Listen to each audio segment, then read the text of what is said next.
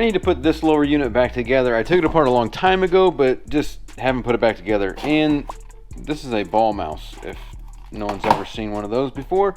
So let's put this thing together and talk about the things putting it together.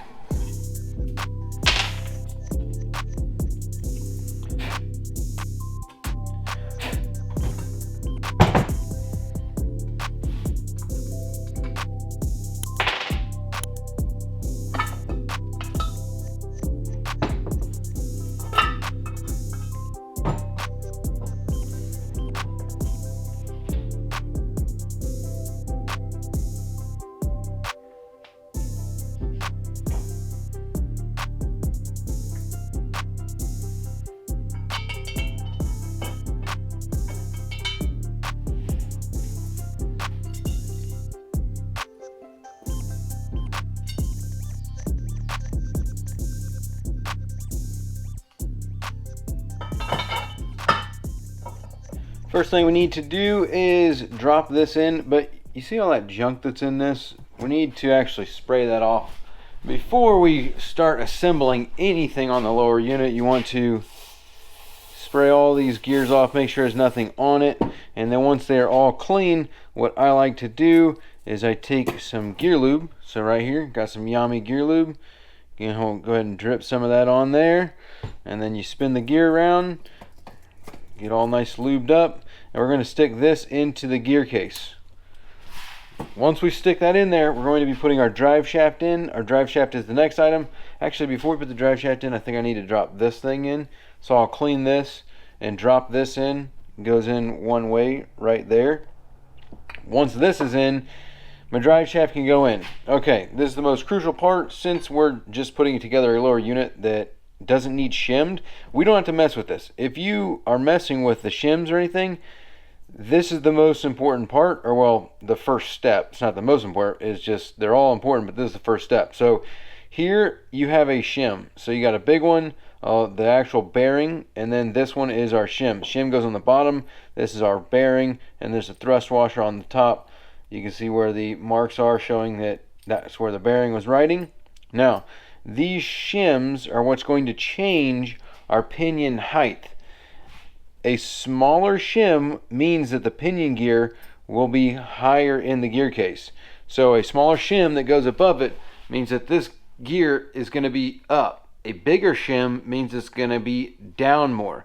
The farther down this is, then it throws everything off. The pinion gear height is the first thing that needs to be fixed on a gear case if you're rebuilding it. For us, we don't need to change our shims, but just know that that is the most important number when you start, because if that number isn't right, then your backlashes will never be right and you risk blowing up your lower unit if it's incorrect and you use it for too long.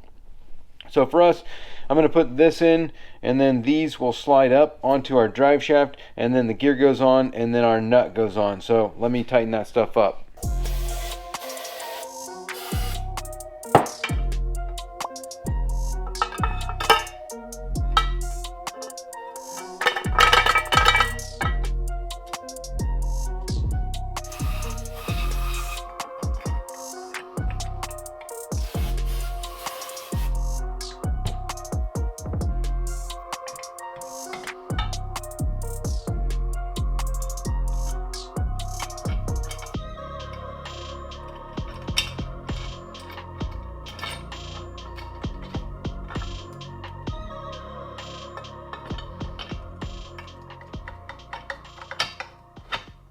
Got our nut started on there. Everything's ready to go in here. Got my torque wrench. It's 36.9 in foot-pounds for that nut. What we're going to do is we're going to be putting a wrench on there like this, and then we're going to be putting a rag against the case so that way it'll hold it there and we can tighten this down. Again, this is only 36.9 foot-pounds, so it's not a whole lot compared to like a bigger gear case. You need to put it into something better than, you know, what I've got built here, but we'll be fine for what we're doing.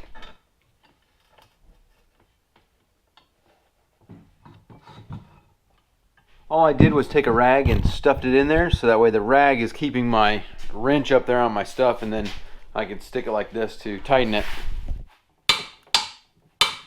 before we put the bearing carrier in, because that's what's next, this is ready to go in, all put together. Don't forget the shim. There is a shim on that gear right there that goes on that prop shaft, so we can't forget that.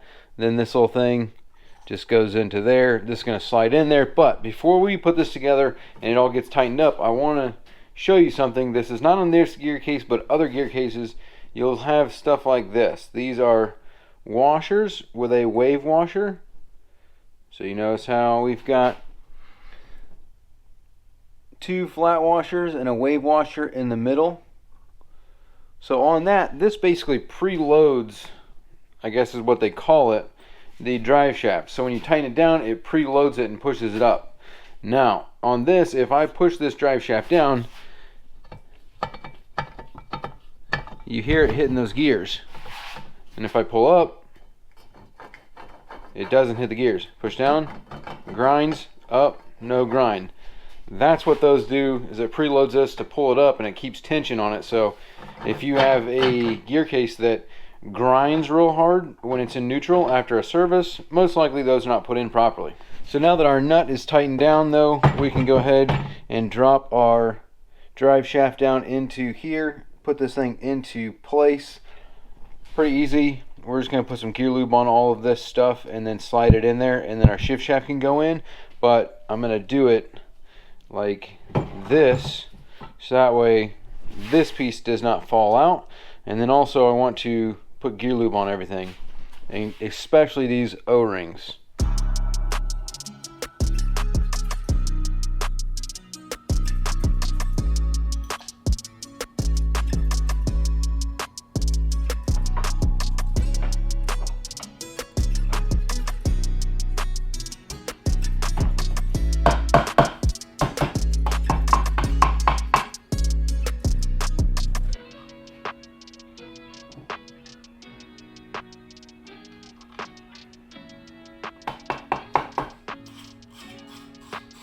Now these are only 8 foot-pounds of torque, so don't overdo tightening these. Okay, now we can put our shift shaft in. So shift shaft's gonna go next. Again, before we do anything, go ahead and lube all this stuff up. Bing, bing, bing. Drop some lube in there. Wheel this around. Flip this over. And we're going to drop it down into position.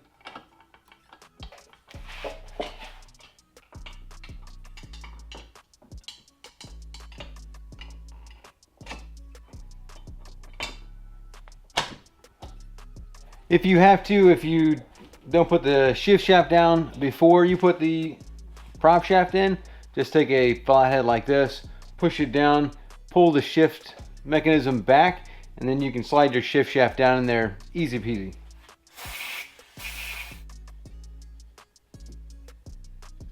Bearing care, just like everything else, we're going to lube up. I'll put the gasket on this side, lube up your needle bearing, roll that around. Lube up your shift shaft, lube up that O-ring there. We're going to slide this thing on down in here. I didn't mean for it to go down that quick. Our water pump plate's going to go next.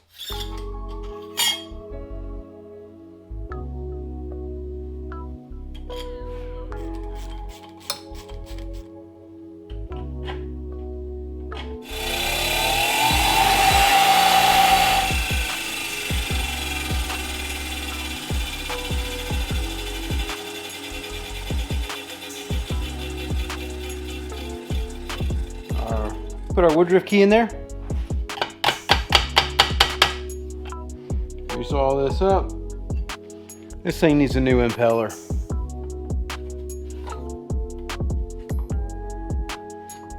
Putting it on so that way I can pressure test this gear case. These real easy to put together. Slide that in there. Locks into place. There's a tab. Tab on the top right there. Little slot right there. Goes in there, locks into place. Put your O-ring around it.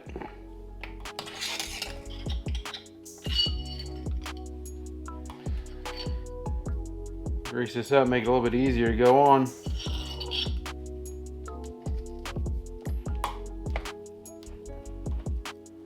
Grease them up.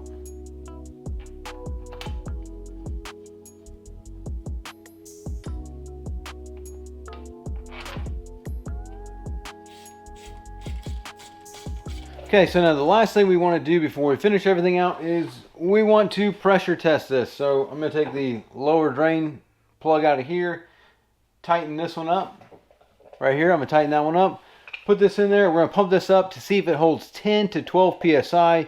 We're going to spin the drive shaft and the prop shaft and the shift shaft up and down to make sure that as they're moving, we're not losing pressure.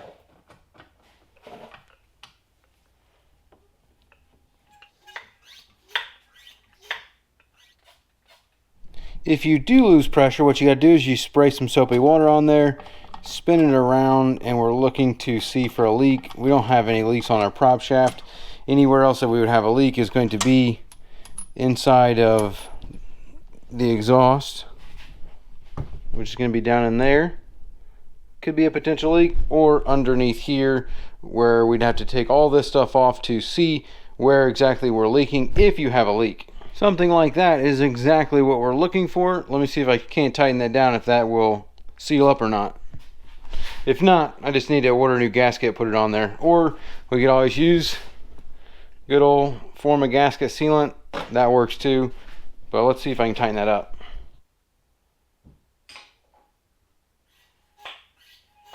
Ha! Easy peasy. So that bolt was actually loose.